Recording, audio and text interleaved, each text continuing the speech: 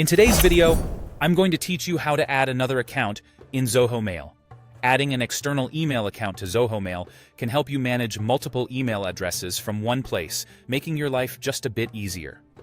Whether you're trying to consolidate your work and personal emails or want to ensure you don't miss any messages, integrating your accounts can streamline your email experience.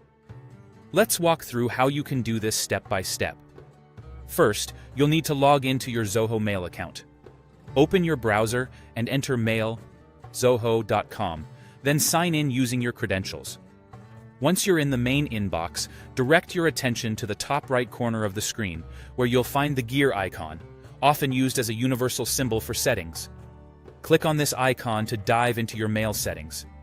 Once you've accessed the settings, you're going to look for the section labeled Mail Accounts. This is where all the configuration regarding your different accounts lies. It's like your command center for email management. Open this section and you're on your way. Next, you will see an option to add an external email account. Look for the button with a plus symbol that says Add Mail Account. Click this to initiate the process of adding your new account.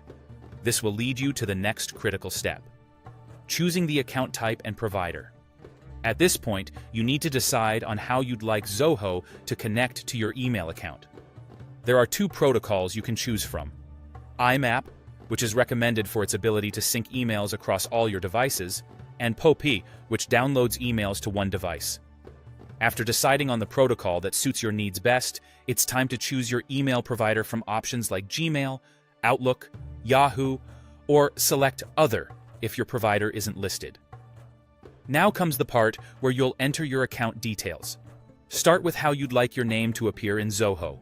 Then, enter your email address, which should be in full, like your Gmail address, if that's what you're adding.